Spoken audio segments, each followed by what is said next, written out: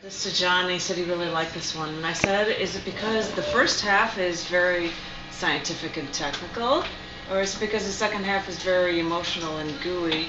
And he looked at the date on when I wrote this, and he said, no, it was because it was written on the square root day, 3309. And I'm like, all right, that was geeky. It must be the first half of the poem I liked. I don't know. Anyway, this is That's called. really good. It's actually a day. Maybe I should 339. The next one is poetry on April dates 4th, that are 16. prime numbers. Oh wow, we gotta wait that long. This one is called Trying to Change Fate. The way a weight on a stretched elastic cloth can move and distort the fabric of the cloth, everything in existence can distort space in the universe. I've been wrapping my head around this, that gravity's not the strong one, but gravity's a consequence of the distortion of space and time. The larger the distortion of space and time, the bigger effect you see in gravity.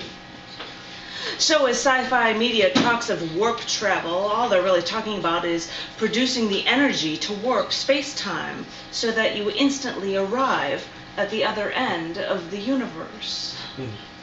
Because with all that energy, the other end of the universe comes to you. I've been wrapping my head around this, using dark energy to bend time and space, and I keep wondering what I could do if I knew when and where to get away from where I was, to get to where I need to be. Would I have learned my lesson and not come to you when you, the ex-gang member, strangled me? Would I have come to you in the middle of the night, called an ambulance before your heart attack, keeping you alive? Would I instantly arrive that one fateful Saturday to go swimming instead of waiting in traffic, being almost killed while stopped on the road? Would I come to you, despite the hurricane, to hold you once before you let death consume you? Wait, I know us.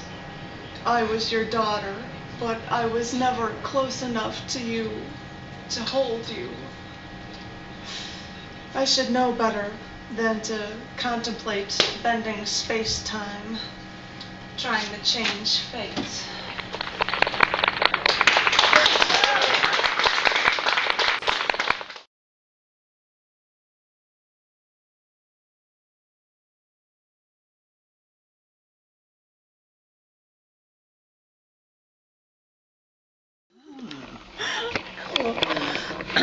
I have a short one. If you guys were... That's what my first two wives said about me. I'm sorry. No, they said he had a short one. You know, right down on the wall. It's tough. I'm sorry, I couldn't resist. It was a straight one. Like that is. I wrote this short poem about my mother. If some of you knew that I did a feature about her when she passed away. For those, here are little bits of information that will make this poem more something, I guess. One, know that my mother always loved to plant plants and have plants growing everywhere. The other is that she was cremated. This poem is called The Cycle of Life. When my mother died, that's when the forest fire started and the whole forest burned down. I know, the cycle of life, I get it. But since then I've collected plants. I can't let things die. My office is like a rainforest, and these hanging, growing creatures have taken over my home. I know. I get it, the cycle of life. But now that she's gone, I want to make sure that everything lives.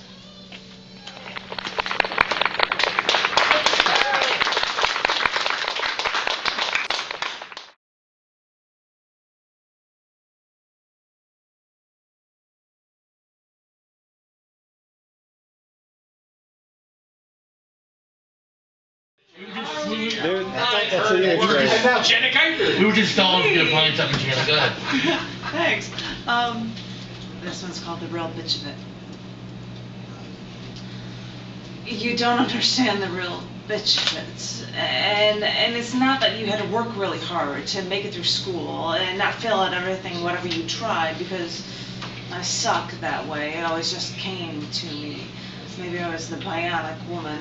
But now they've taken that away from me, and now I feel like something is missing. And when I decided what it was then I thought of death as an option. Because, hell, if you don't have hope, why are you alive? Why do you continue to function when your brain tells you there's no point? What do you do when you want to destroy everything you have? Or maybe ram glass into your head just so you can see the blood dripping down from your own forehead? What do you do then? What does it boil down to for you to get to that point when you have consciously, when you have to consciously justify your existence? I guess that's the real bitch of it, when all you can think of at that point is, what do you do then?